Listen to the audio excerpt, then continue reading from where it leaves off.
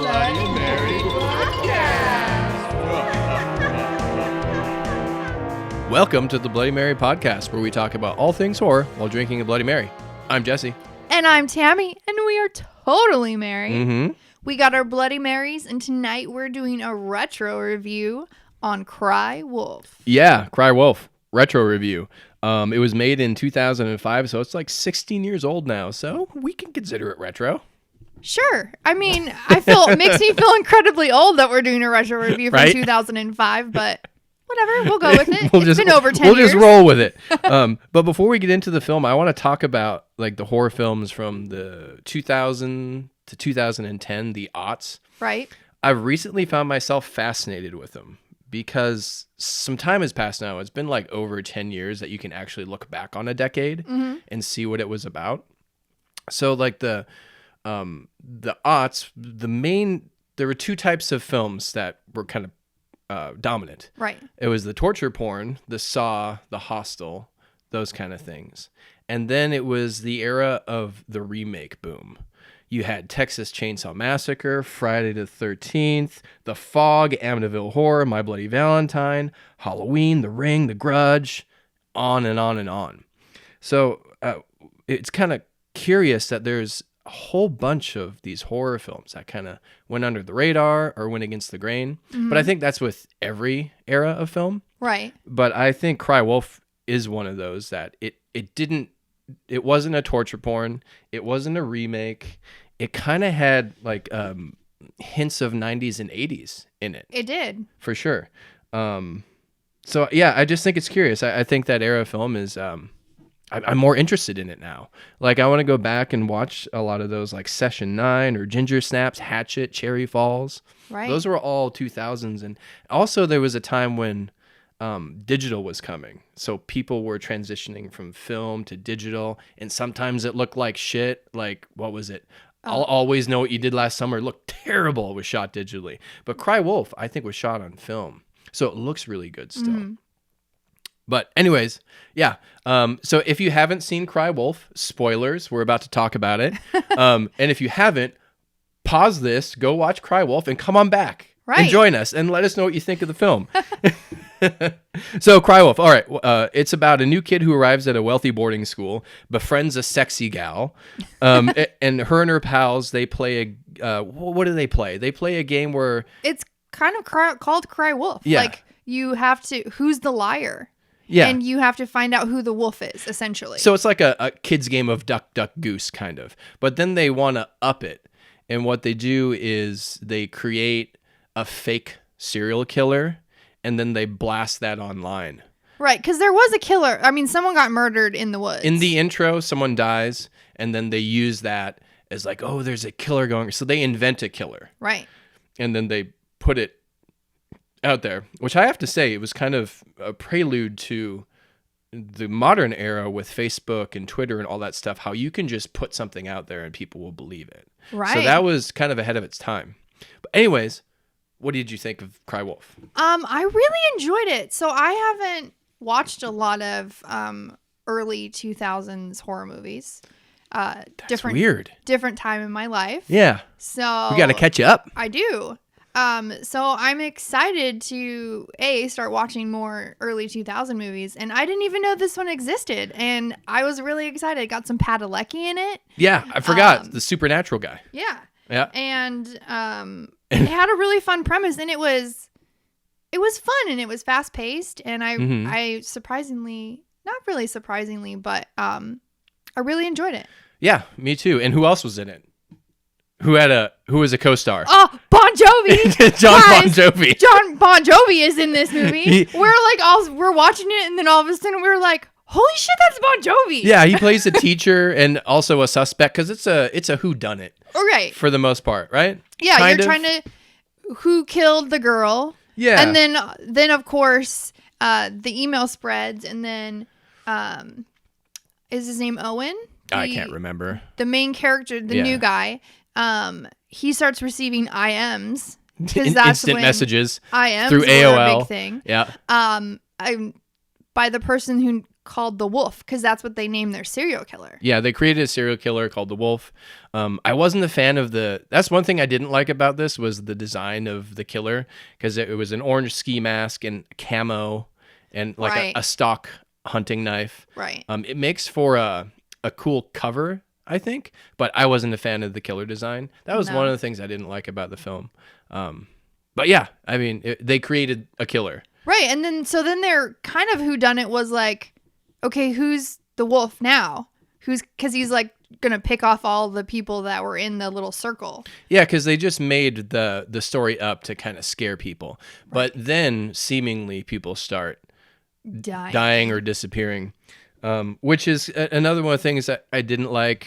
Oh, well, okay, when I first watched it, I think I've only seen this movie like twice. Okay. Maybe 3 times. I saw it when it first came out, and if I saw it a second time, it was around then. So the next time I saw it was when we saw it recently. So I saw it like 15 years ago, and then I saw it this time.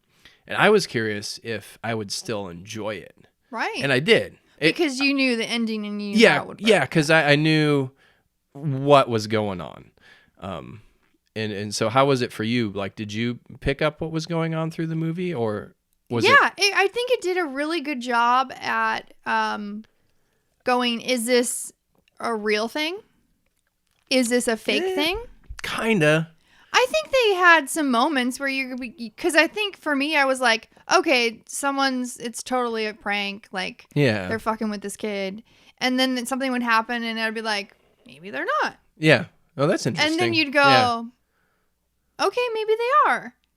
I mean, towards the end, then you're like, okay, they are. But like, maybe that's why I liked it back then. Maybe that's how I felt when I watched it the first time. Because now watching it, and I've just gained more knowledge of films and stuff. Right. If you don't see a murder happen and it happens off screen. Oh, yeah. The rules of film is it didn't. It's a lie. It didn't happen. And all of the kills, aside from the first one you see in the intro, were all off screen. Right. There was lots of screaming, and then you'd see blood. Yeah. Or a seemingly dead body, but you didn't see him die. Yeah. But then towards the end, another person died, like actually died. Yeah. Bon Jovi. Bon Jovi died. Also, Bon Jovi was boning the students. Oh, yeah. He was boning the hot chick. He was fucking at least 2 students. Right. Yeah. And one of the parts of it made me laugh is so like the girl that the Owen kid, I think we're just gonna call him Owen. Okay, well his name's Owen. His name's Owen, whether it is or not. Like he meets her and he's like, oh, hot chick who has her 90s eyebrows, and they were great. They were great. Eyebrows. I mean, they were.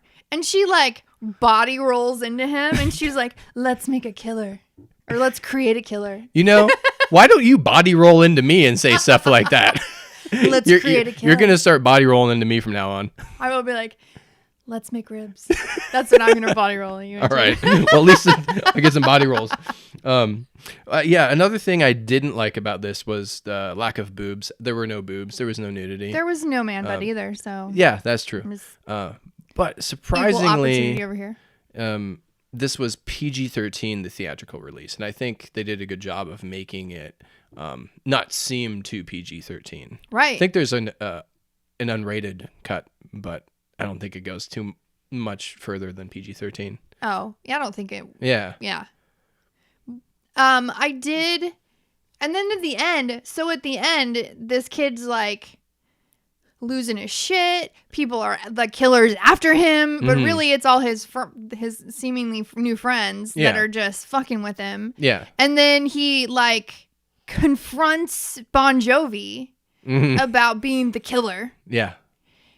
And then they struggle, and then Bon Jovi dies. And so the kid actually kills someone. Yeah. And then all of his friends are like, oh shit, we didn't mean for that to happen. Yeah. But turns out Bon Jovi was the killer in the beginning. He really was the killer. He killed the...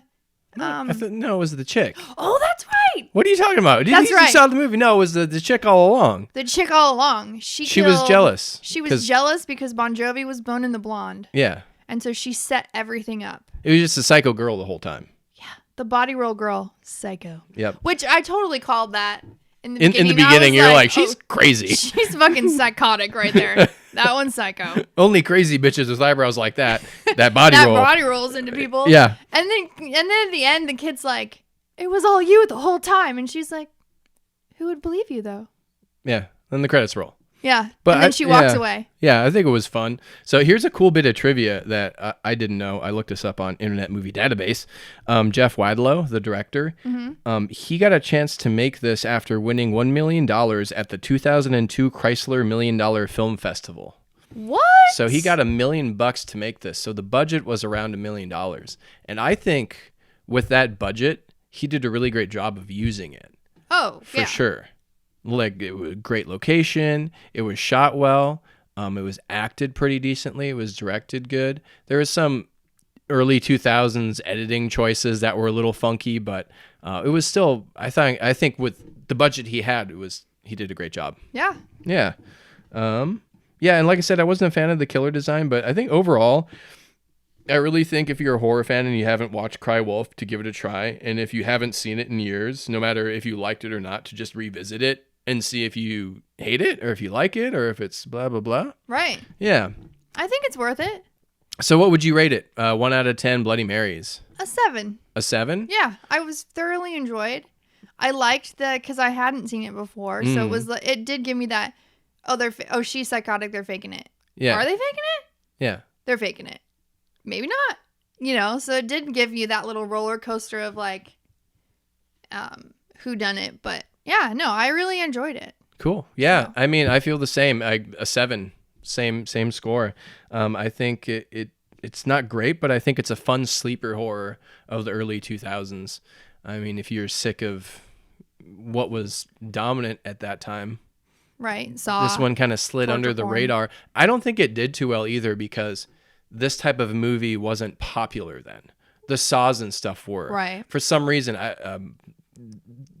culture wanted to see people being tortured in this era of horror film. And there really wasn't that in Cry Wolf. Cry Wolf really was like an 80s, 90s type of... It had like hints of April Fool's Day. Oh, yeah. Hints of Scream. So it was kind of a combo of all that stuff. And I thought it was pretty good. Yeah. Yeah. So, I don't know. Have you guys seen it? Let us know what you think. Yeah, let us know. Drop us a line. Social media. Yeah. Instagram, Facebook. So, quick retro review. Our Bloody Marys aren't really that much dead, but we're going to continue to drink them. All right. So, drink in moderation. Enjoy life and death. And we'll catch you next time. Bye-bye. Peace, bitches. The Bloody Mary.